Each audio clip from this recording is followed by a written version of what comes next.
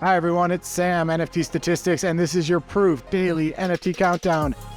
Going to talk today mainly about data, about kind of where the market is as a whole. It's been a very volatile week or so. Kind of want to give you an update after the weekend. Hope you had a great weekend, by the way. Then we'll talk about 3 sales, 2 art sales. Pumped to get into it. Let's go. Starting with a quick market overview. Volume is down a fair bit, kind of really at 3 to 6 month lows for overall volumes. Majority of the market share with Blur. We've kind of been at that Blur has 70 to 80% market share range for a little while now. OpenSea volumes, and again, the volume weakness was kind of across exchanges. You know, I've talked before about how OpenSea volume is really at the lowest level it's been since July of 2021, you know, kind of pre-bull market pump, and that continued. If you look at Blur, their volumes over the weekend were also back towards levels we haven't really seen since before season 2. So this volume weakness is kind of felt across the board.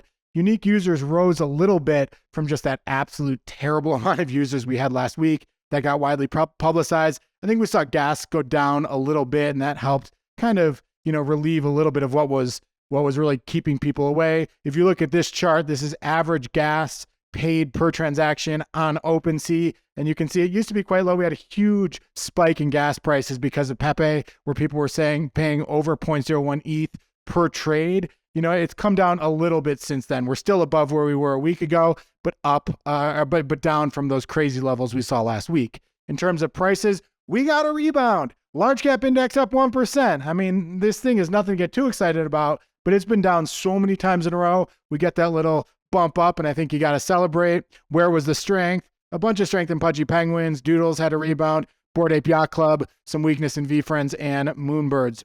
Mid-cap index basically flat, up a small touch. Again, after the slide we had, you know, we got to be happy about that. A bit of strength in crypto dick butts. Crypto dick butts, yeah, I said it. Strength in Psychedelics Anonymous, and then weakness in Opepin and Alien Friends. One project to call out here is Nakamigos. You know, it was really kind of trending lower and lower. Then you had a bit of a spike. You know, Beeple tweeted another Beeple edition, another Beeple daily thing about Nakamigos, made up this crazy narrative about owners getting killed by robots, but making a lot of money. Whole thing was weird. I personally think that Beeple just likes kind of poking fun at what he sees as some of the ridiculousness in the industry. That's just my guess, though. Who knows? I mean, maybe there's more here. But when Beeple does talk about this project, it does seem to go up, although those highs seem to be getting lower and lower every time. One thing I want to talk about is flip returns. You know, I've talked before about how people were losing money on flips. Over the weekend, you know, flip returns were actually pretty flat, not a whole lot of movement in them. But this is just people who bought an NFT less than 14 days earlier and then sold them recently. What I wanted to look at is what about people who sold any NFT that they bought ever and sold them recently? And this is one of the most jarring charts I think I've seen. This is the daily P&L of people who are selling NFTs, basically that they bought at any time. And you can see like day after day, people are taking massive L's. You know, you're seeing 1,000 to 2,000 ETH of losses per day of people selling NFTs. You know, I guess this isn't surprising. We've just seen prices go down across the board. PFPs are down, art blocks are down. You know, so it's pretty much widespread. But I think that this chart here tells that about as well as anything I've seen before. If you look at the projects that people sold over the weekend where they took losses on that they'd bought anytime, Nakamigos was a big one. I think a lot of people who bought during the big bull run towards 0.7, 0.8, you know, have been selling and taking some losses regardless of if prices up or down. Kid Called Beast, Bored Ape Kennel Club, Rap Punks, people taking some losses in all of those. And then Milady is the one where people are taking gains. You know, I think Milady, we all know a lot of money there from the big move in Pepe. I think there was some overlap there, and we're seeing people there benefit. One other thing I thought would be kind of interesting to look at is royalties. Where have royalties gone? And I want to focus on OpenSea because I think OpenSea is a bit more of a variable versus Blur, where, you know, we've just seen so much flipping and royalties kind of converge towards half of 1% or, you know, around that range. OpenSea, surprisingly, you know, the weekly royalties are actually remaining above 2%.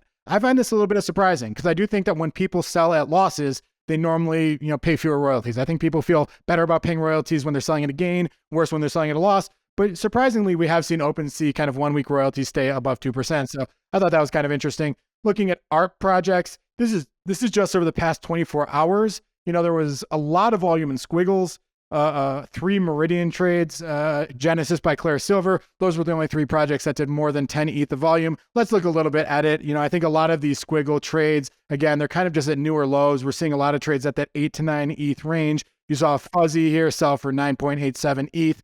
I think that's one of the lower fuzzy sales we've seen. There's a Meridian that sold for 7.5 ETH. I believe that someone bought this kind of below market on a WETH bid, listed it at 7.5, and it moved there. So interesting to see that. You saw Genesis by Claire Silver sell for 12 ETH. Last week we talked about one selling for 7.5. So this is a nice upsale for her. And then a Protoglyph, which is one of the grails, one of the best-selling grails that we've had in the proof program of grails, sold for about 8 ETH. These have sold kind of all over the place, but this is a Larva Labs piece an output that they created before creating autoglyphs. Let's talk about a few other notable sales, both in art as well as PFPs. Just wanted to dive in there. A Captainz sold for 43 ETH. This is an alien Captainz. I mean, we all just know the one project that has been bucking this bear market trend is Captainz, just kind of on a massive bull run here.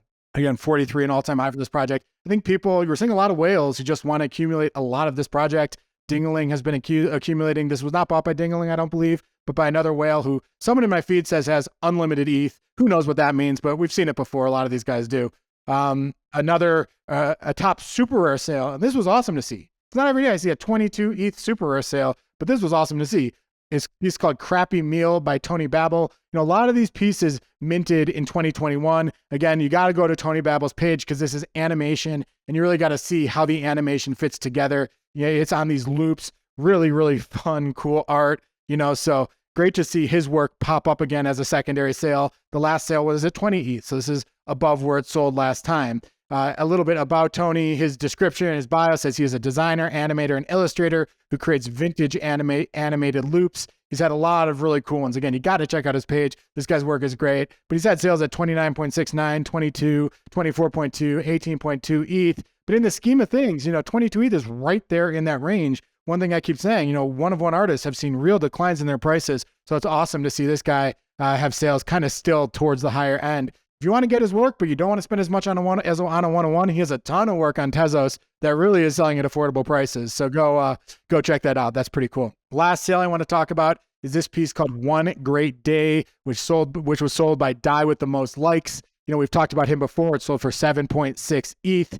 A little bit about in his description about this piece, he said, "I heard Lifeless singing and waited to see if it was a birthday song or a death song. We did both at Cracker Barrel, sometimes even mistaking the tunes because it was impossible to distinguish between happiness or sadness there." I think a lot of what DieWithTheMostLikes, a lot of his work is about life in the Midwest. It seems like in a small town, and just kind of the everyday kind of experience of that. And, and his work kind of pokes a lot of fun at that or makes caricatures of it, but it is pretty interesting stuff. If you look at his top sales, he's had sales that's anywhere from 6 to 10 ETH. So seeing this sale, around 7.5 or at 7.6, that's another pretty good sale for this market. Two pieces of one-of-one work that we're seeing kind of towards the high end of artist ranges. So that is awesome to see.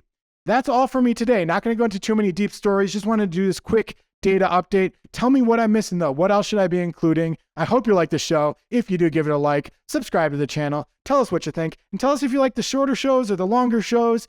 Very curious kind of which you prefer. Definitely something I'm interested to hear. Hope you have a great day, and we'll be back tomorrow and every weekday with another show.